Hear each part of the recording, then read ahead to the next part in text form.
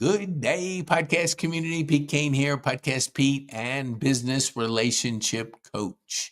I have a special guest, so I want you to put down everything because this is going to be something you're going to enjoy hearing and learning and being able to get to know Kelley. We've been trying to put together the podcast for a long time. We finally got our schedules together and we found out we're both Rotarians. So, man, we're out there serving in the community. Kelley's serving in the community. So, Kelley, for the people that don't know you like I do, tell our viewers who you are, what you do, and who you serve, and then we'll get into our podcast. Pete Kane. I am so excited to be able to join you this morning on your podcast. For the community, my name is Kelley Castlin-Gacutan. For those in the education field, they often refer to me as Dr. G. I always say blame my husband for the last name. But I'm delighted to be here. I'm a career educator, over 25 years in education. I most recently, it's hard to believe it's been 9 years now, but I did start Kennrod.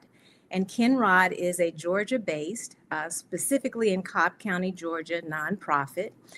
We provide services to students in underserved communities with a focus on high-quality tutoring and high-quality college and career readiness services. So I'm just delighted to be here to share about Kennrod and to answer any questions from the community.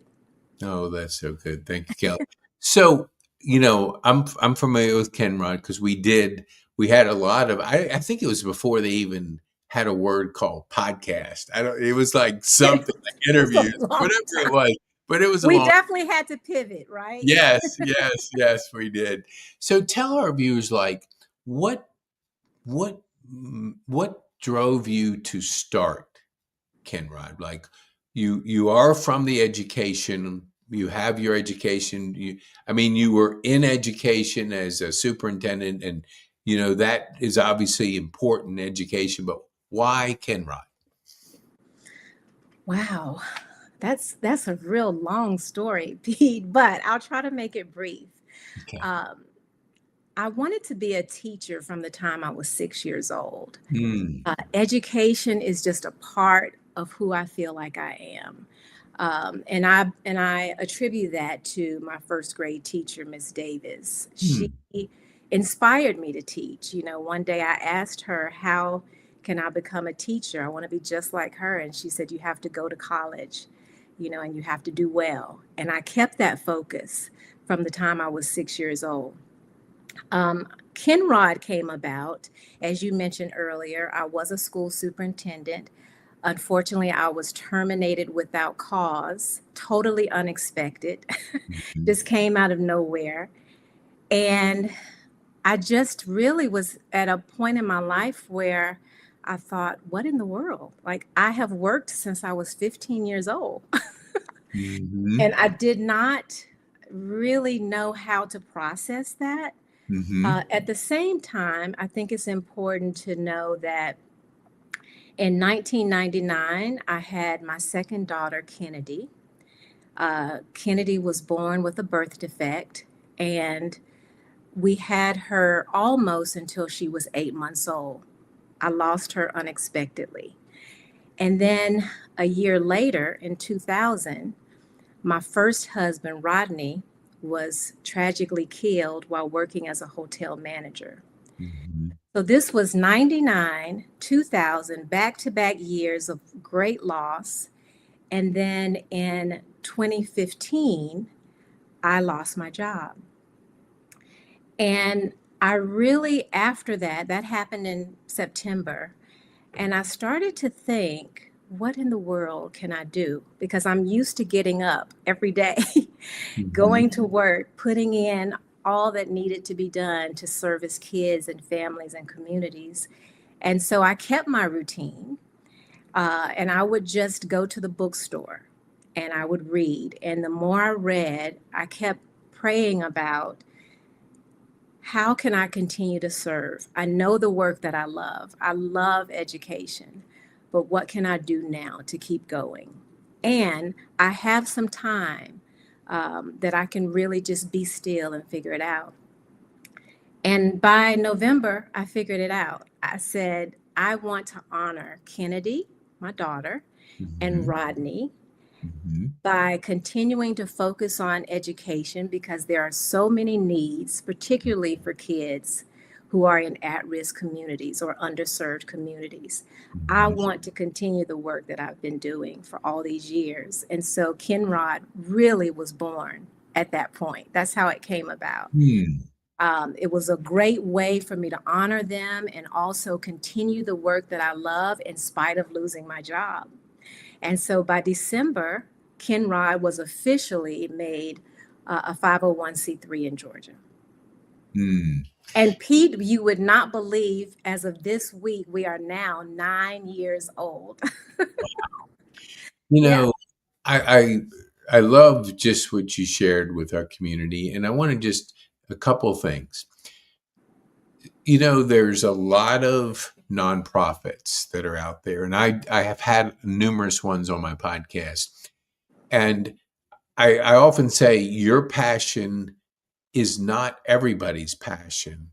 So how do you take your passion and transfer that into like influence and leadership? Because you are the voice behind Kennrod. You're sharing your vision, your passion of what you want to do. Some don't make it to the second year. Some don't make it to the third year. You've made it 9 years. What do you think you've done that you could share with our people that are passionate about pouring into the community, have a nonprofit? And I know somebody, I'm actually meeting with her because there's a lady, Glenda Hicks, who works with nonprofits, and she's going to school for nonprofits, and she has a nonprofit, Sybil Foundation. What would you say to a person in that first year or two that you could now look back and say, I wish I knew this? What would you share with them that could help them in the growth of their nonprofit? I really believe that what drives me is recognizing that I'm doing work that I have always loved. Hmm. It is critical. um, and I have to tell you, I am a volunteer for Kennrod, so I'm not in a paid role. Hmm. Kennrod, I get up every day, as well as our board members, and we serve Kennrod. Hmm. The reason being is when you do what you love, it doesn't feel like work. Hmm. I feel like I know that I'm doing exactly what I'm meant to do on the. Hmm.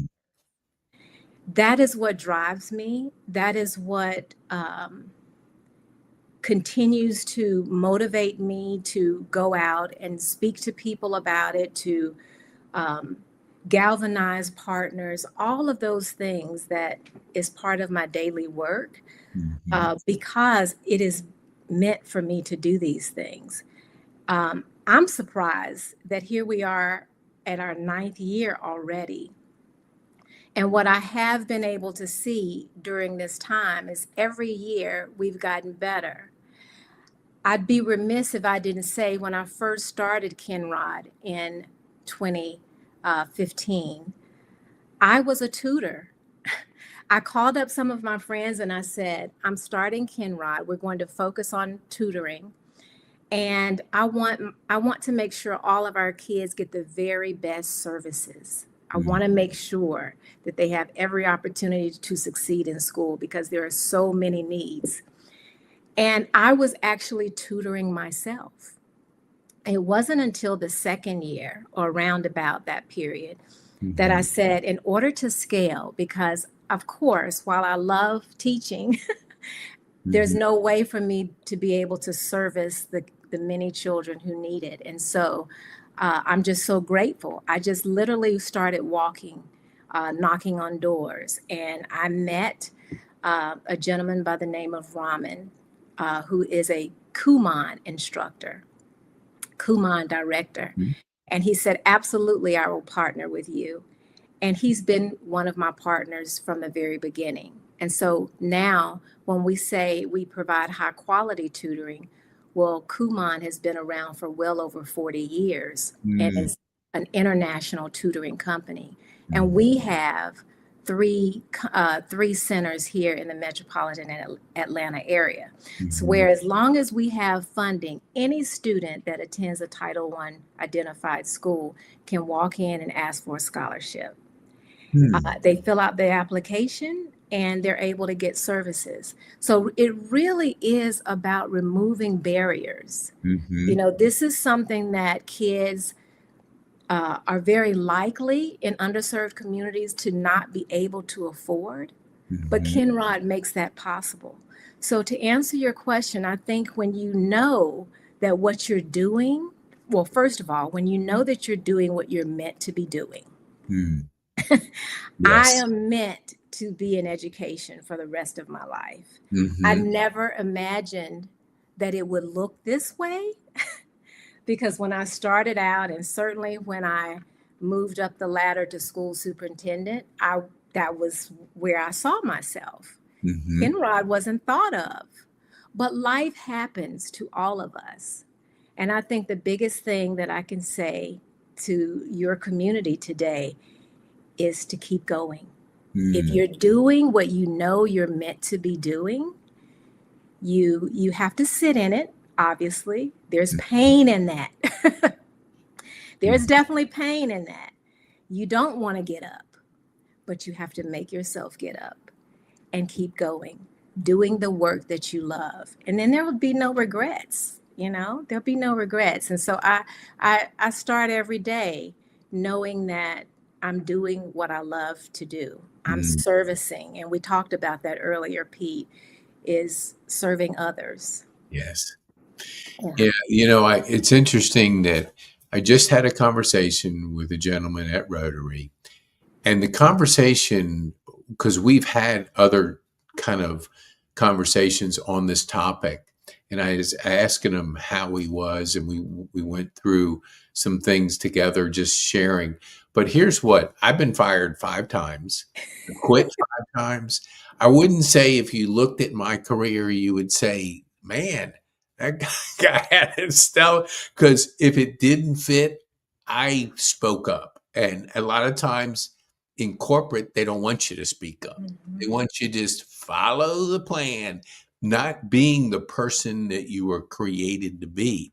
And that's was his frustration is he's in a corporate environment that pushes you down Mhm. when we look at he loves coming to Rotary, he loves being a part of it. But I think the difference in what you shared is you're serving in what you do with MaidPro.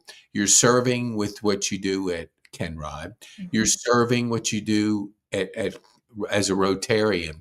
So you're totally aligned with serving. And I think you're totally aligned with what you were created to do. So that I can see the joy. And I know I was sharing with them a little bit about that when I was not a good employee. I just, for whatever reason, you know, I could, We people can would just say, be honest. It's yeah, okay. exactly. But it's freeing. But it's freeing. So when you started Made Pro, like, how did you take that servant heart into that business? Oh, um, well, I started to think about what can I do that's continuing to serve, Mm-hmm. that will allow me still to have a focus on Kennrod. In Mm-hmm. other words, that I can still have a balance. You know, what can I do? And in my leadership experience, I've had multiple roles throughout K 12 and university level. Mm-hmm. Um, and at one point, in one of the school districts where I worked, I was deputy superintendent of operations, and Mm-hmm. custodial services was one of the departments that I was responsible for. Mm-hmm. And so I had a lot of experience with that. And I had a wonderful director who, because my background was mainly in curriculum and instruction, he said, "Hey, I'm going to take you under my wings."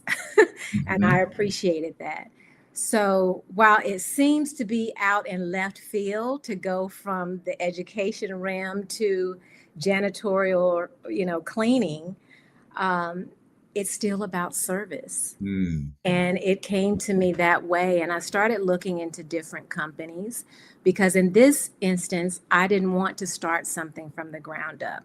I Mhm. really wanted to join an existing community. Mhm. And in my own research, and I looked into all the different brands that I'm sure you've heard of, but MaidPro stood out to me. I love the value that they put into taking care of their customers as well as team members, those people who are actually going out and doing the work. Mm. And I love the family feel that MaidPro provided. Even before I met them at the home office, it felt like I was joining a family, and that's just really important to me. Like you talk about earlier, being in a place where there's a good fit.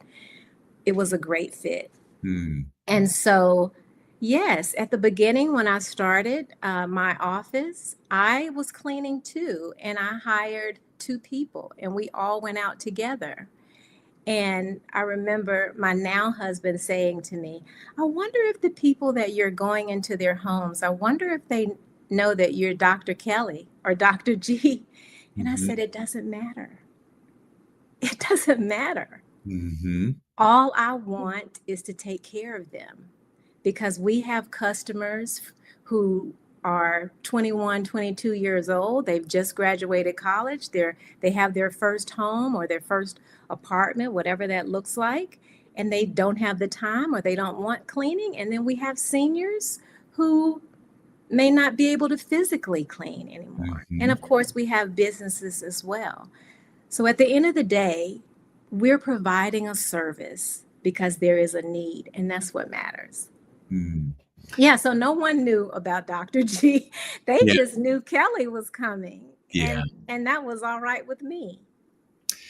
Yeah. That is. I love that for this reason is, when and I know that I've had a number of people in the cleaning business on my podcast, and what I think people miss is that serve. They think it's cleaning, but it's serving. So I love how you kind of brought that to the attention of our listeners, because I think it really is about, because we talk about it as Rotarian service above self, and we're out there making an impact. We don't care that we get credit for anything. We just go and serve. Mhm. You got so many projects going on, pouring into the community, making the community a better place to live. And I had a gentleman, he's actually was just joined today, and he was in between jobs. And I remember two times I was in between jobs, and that ain't a fun place to be. I Mhm. didn't know at the time that I should be serving while I'm going through that, because serving fills the heart. It just, and he was sharing that same thing because he's out there. He hadn't found it yet, but he's out there joining, serving, and he's been in a number of different projects, and he's been that way for years. So my question, and I've had a person on my podcast because I never saw it this way, because I was not a person of academics. I flunked English in high school. I failed two times at Virginia Tech, and I didn't know what was going on until I got tested and I had dyslexia. So I wasn't like the conventional way of learning. I just had a different processing Yeah. this. So I never really thought education was going to be my path, but I love being around people. I love serving people. So, but whenever I was in the corporate, it never agreed with me. So my question is, and he said this, PTSD. So we know what that is, post traumatic stress disorder. But he said, take the D and put a G for growth. So we all go through trauma. We all go through tough times. If we look at it of being better, not bitter, and we look at growing through it, we're going to be better off. And I never heard that before, because I struggled with depression, suicide, all these things, because I was in an environment that didn't really agree, and I was trying to fit into the educational part of businesses. So my question is, losing a child, losing a husband, that's probably the worst that anybody could ever go through. How how did you grow through those two absolutely horrible experiences? Um, it's still hard. It's hard to believe that just this year, it's been 26 years for Kennedy and 25 for Rodney. Um, Definitely the support of family and friends. Um, but I will have to say, above that, even was my faith. Mhm.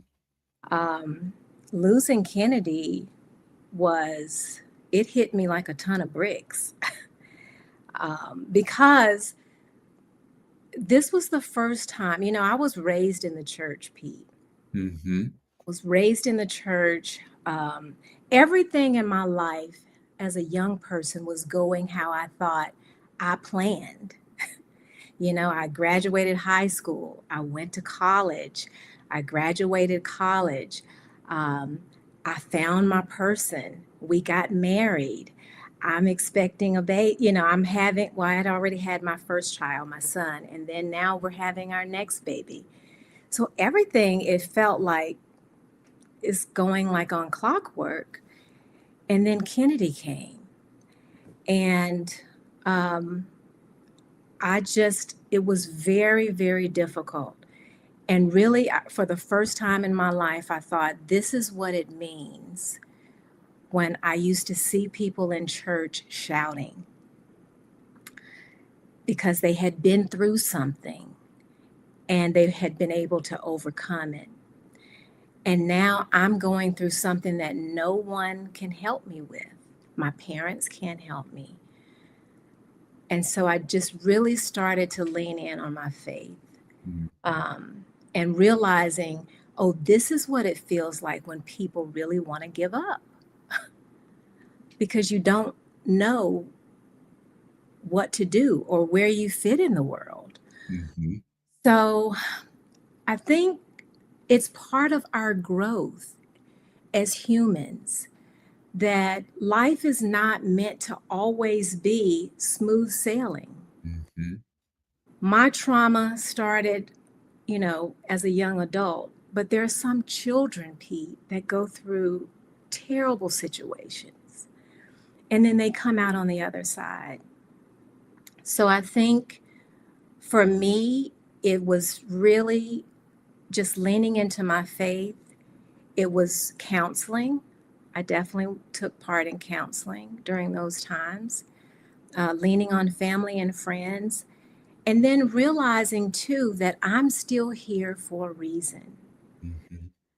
None of us know when our end will come, but there's a reason that I'm still here, and that means that I have more work that I have to do.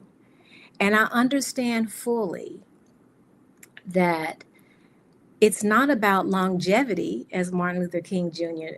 has told us, but it's really about what you do in the time that you have. Mhm. Kennedy and Rodney made such a long lasting impact on my life, on our families' lives, Mhm. that I'm always excited when I'm able to share with our new students and families who they were. They're still living, even though they're not here in the physical sense. Mhm.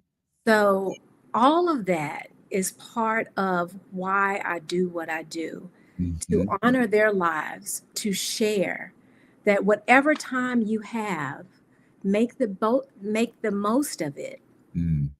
and do your very best. And this goes back to what you said earlier. It's so important to do what you feel like you're meant to do. Mhm. If you want to eliminate frustration, if you want to remove the feeling of Where do I fit? Think about what it is that you get up for each and every day, what you love to do, what you would do even if you didn't get paid. Mm-hmm. Try your best, even if you have to do it on a part-time basis, to do that work. Because we look up, like, I can't believe I'm over 50 now, Mm-hmm. right? Like, where did the time go? Yeah. And I am at the point now, as I continue to get older and wiser, I realize even more how important it is to do exactly what I want to do. Now, does that mean every day is easy? No, there's always going to be a challenge, Mm-hmm. but I enjoy what I do. That doesn't change a thing. I Yeah. love it. The gentleman that shared that with me, we after the podcast, I said, "How did you find me?" And he goes, "I have no idea." But He he grew up. found you?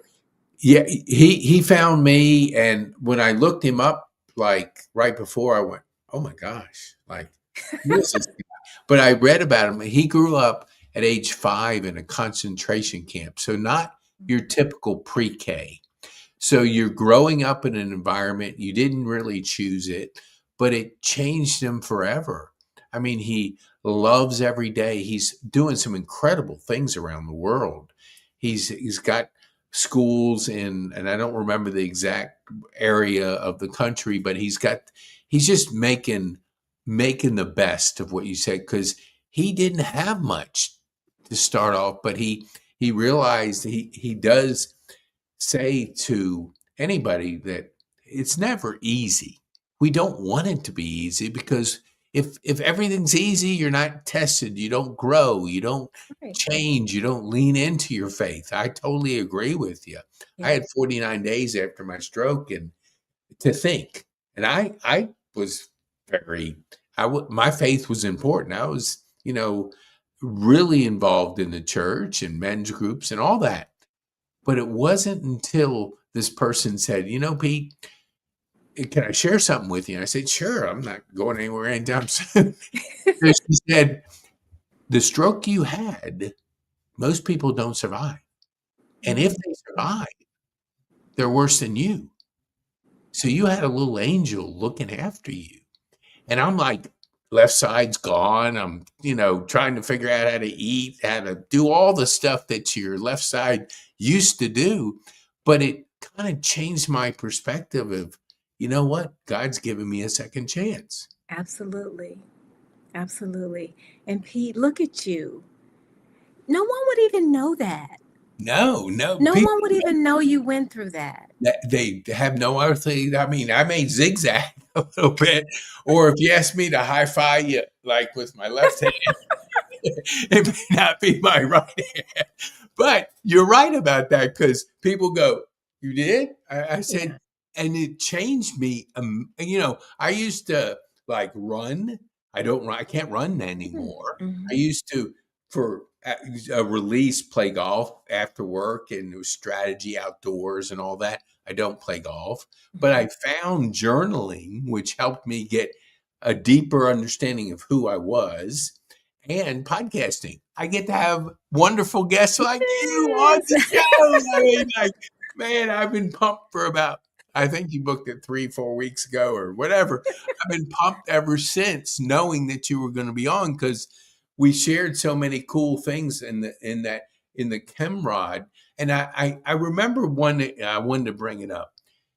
I remember having a conversation with him. I say, can you reach out to somebody in Kennrod that could take over interviewing? And you found the most amazing woman, Savannah. And it was like, I mean, I watch her in her career, and I know she spoke at a number of events, but it kind of told me the kind of people that you attract to your organization, with the impact that you're making. So what could you tell our viewers? Like, what do you do? What is a good relationship advice tip that you could share that has helped you build your MaidPro and Kennrod, that they could take home and learn from somebody that's been down, that's building and leading and connecting and building relationships? One of the core values of Kennrod is diversity. I love diversity. I Mm-hmm. love being around people from all kinds of backgrounds, from all kinds of experiences, people who look different from me. On one hand, I'm on a field trip with elementary students. On the other hand, I'm in a Rotary meeting with people that are my parents' age. I Mm-hmm. love it. Mm-hmm. I absolutely love it. I think the more we realize that we are more alike than we are different, Mm-hmm.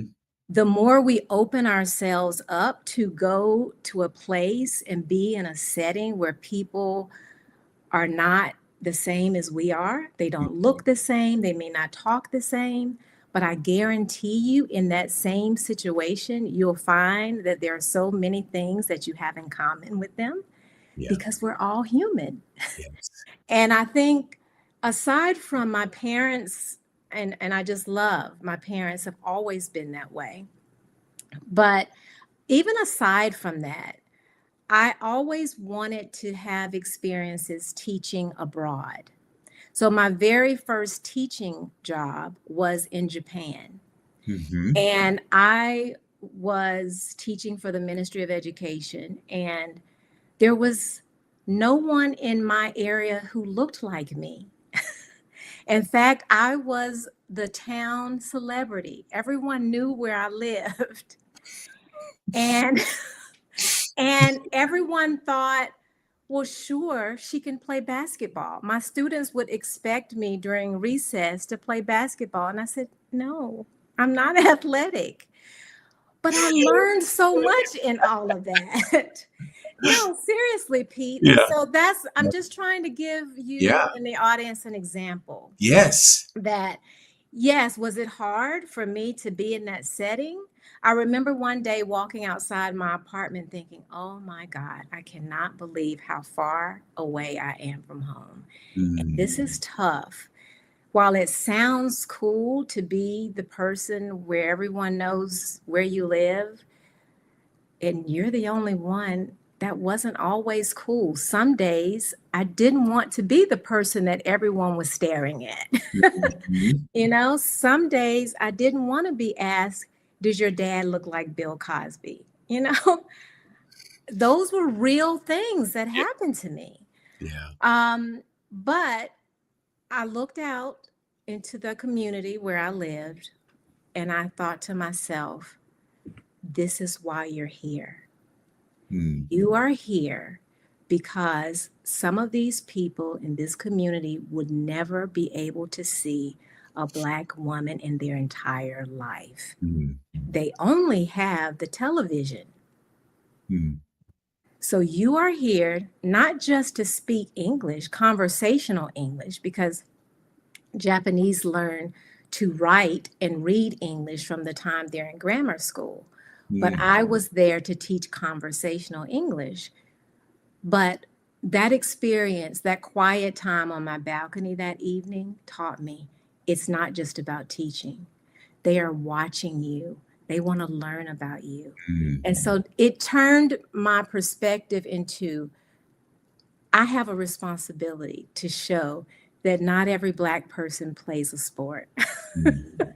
I Mhm. can show them that, So that's why diversity is so important to answer your question, Pete. And that's why I encourage people to get to know people who don't look like them, who may come from a different background, because there is so much that we can learn and appreciate from one another.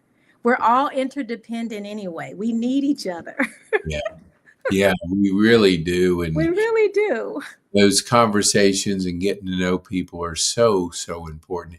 Actually, he was sharing today, he was the only white guy in Japan. He married a lady from Taiwan, So he was over there. This was about 2 years ago, and he was sharing with a Wow. lady in our club who's from Brazil, and they were talking about going back to Japan. And he goes, and he was sharing that. He says, "I was the only guy that looked only," and he said, "I stood out like a sore thumb because they just were not used to having any diversity. They hadn't seen anybody in this town. This was a town outside of, a big town." But you're right Yeah. about getting to Yeah. know people. Really, we are so much better when we really have those conversations and we're around people that are just not like us. Yeah. Absolutely. And you know what that did, Pete? That experience did something phenomenal to me in that not only did I learn that it wasn't just about conversational English, but it was also about the importance of exposure. So Mm, I came back determined that for my own kids, that they will have an opportunity to go abroad and have some abroad experiences. And they did. Both of my children did. And then that is one of the reasons why exposure is so important for Kennrod, because we not we're not just focused on high quality tutoring. We know how important it is for students to be on or above grade level. But we mhm, also know the critical aspect of taking them to places where they may not have ever had an opportunity to go. Um, and so in some cases for us now, it's businesses. So we took them, for example, to the Atlanta Braves stadium, to Truist Park, mhm, and they got a chance to be behind the scenes. The staff there came in and talked to them that there are many jobs that happen in preparing for game day. mhm, They're different careers. So mhm, while you may just see the athlete, there's an HR department, there's communications here. We're here in the press box. Our kids got a chance to see that. mm, So for them, it's about planting a seed. Oh, I might be able to do that one day, right? mm, Just like in the sense that Miss Davis inspired me to teach. So we just really want to make sure that we do as much as we can on the aspect of tutoring to position our kids to be able to go as far as they can in education, and then also to expose them to people and places that they may not have otherwise seen. And mhm, hopefully, in doing that, they will become such productive citizens and be able to just spread that to their own families one day. mm, I have to tell you before we close that mhm, Rodney's case was a cold case in Cobb County for 14 years. 14 years. No one knew who killed him. The only thing we knew is that someone came from off the interstate into the hotel, robbed it. When he came out from his office, he was the person who was shot. And he was there getting ready for an audit. When when I learned about the person who killed Rodney, that person was 18 years old at the time. And it was around the time of the age that my son, now this was years before my son, but was 18. But my son, about the time of the actual trial, was about that age. And I thought, what in the world happened to that child? mm, What in the world would make a 17, 18-year-old do this? So it just behooves us to make sure that children get the education, the love, the support that mm, they need early on. The Georgia Council of Literacy said last year 62% of the third graders weren't on grade level in Georgia. 62%. mm, And we know that when kids aren't reading on grade level, what that does to their confidence and how that affects them in Yeah. terms of their overall academics Yep. and how they can be put in a situation where they feel like they have to give up. So we just can't have that, Pete. Mhm. It is so important for us to make sure that every child gets the academic support, the social support that they need to be able to do the very best that they can. I feel like that's our duty to do that. Mhm. I totally agree. Yeah, I I'd love to talk to you just a few minutes after, but I coach youth for free because you're right. If we don't pour into our youth, we don't have a future. I mean, giving people an opportunity to learn, to grow, to be that, because education does give you the confidence to believe that anything's possible. absolutely. You don't, when you don't have that, then you do things that you would not normally do because you don't have that hope. You don't think there's a future. You don't, You don't think I can do that? yeah, I yeah, can do that. exactly. Yeah. Yeah.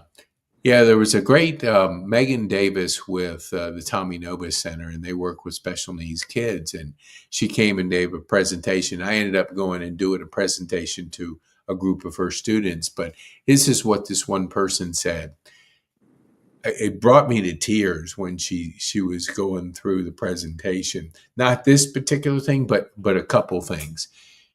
And the person, now they used to put special needs in like a warehouse and they'd all be together. Now they put them out in the community with everybody, around everybody. But this one student, they were showing one of these jobs and she said to Megan, she goes, I can do that. And it's like you expose people to different things that they haven't normally seen, and they say, "Man, I could do that. I love that." And it Yeah. was a service position, so she probably had that servant heart, but she was looking for things that really she could get excited about. And she did, and she went on. And the person that hired her said, I know who you're talking about because she knows the kind of person she is and what she's doing to impact because she just said, man, I can do that. So I Yeah. love that she took the kids to Truist Park because there's so many opportunities. But if we don't expose our youth to a future and they're able to look at different things that are possible. What do you think? Because this has really come up a lot, and then we'll wind it down. AI's coming in, and you got the fear of all jobs are going away. We're gonna be like, so what do you think as you see? Can AI enhance education from your view? What would you share with our viewers that this new technology that's affecting just the way we live? Wow. Well, yes, AI is here, and everything that we've learned about it is that it is only going to continue to build from here. And so, yes, it's a big part of education. And it's important that we do our best to understand more of it. I certainly am a part of that as well in terms of trying to learn as much as I can about it. Mhm. Um, Technology isn't going anywhere. And I have to say that there were years when we couldn't have even imagined being able to do this, right, Pete? Yeah, Like, yeah, look at it, you know? So it's a wonderful thing. And in order for our kids and generations after to be able to compete, we've got to keep learning. This is what lifelong learning is about. yes. The more we are exposed to new technologies and how it can make life better for us, then we do need to expose ourselves to it and Mhm. also learn as much as we can about it because we are all benefiting from technology, the onset of technology, and how much now we use our phones. So much of what we do is through technology in our hands. Mhm. So, yes, I think it's really important that As our students are learning, so are the parents and community members too. Mm, We need to make sure that we're on top of that as well, so that we are not left behind. that's great advice. So tell our viewers, how can they get a hold of you? What would be the best way? Kennrod.org. Okay. Kennrod.org. Okay. Please visit our website. There is a contact us form on our website. If you know of a child that's in need of tutoring or academic support, our focus with tutoring is reading, writing, and math. Mhm. Let us know that. If you were able to view this podcast and you enjoyed it, let us know that as well. We understand that community is everything. We are so grateful for Pete Kane being one of our partners, Kuman, the whole list of partners. We are in partnership with Georgia State University, the business school. I can go on and on. It's about community. Mm, The Rotary has yes. helped us so much. My Rotary Club in particular has been a huge supporter of Kennrod. And so I am just so grateful for that. So please, if you want to stay connected, we'd love to connect with you, through our website, kennrod.org. Awesome. And we'll put in the show notes for people that they can go right to that and be able to get a hold of you. So the final Absolutely. question. So what would be the one thing that you would want our viewers to take home from our time on this podcast?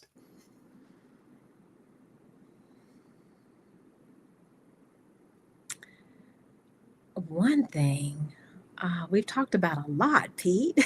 No, it's What really comes to mind is, when I think about the difficulties of life, um, we all face them.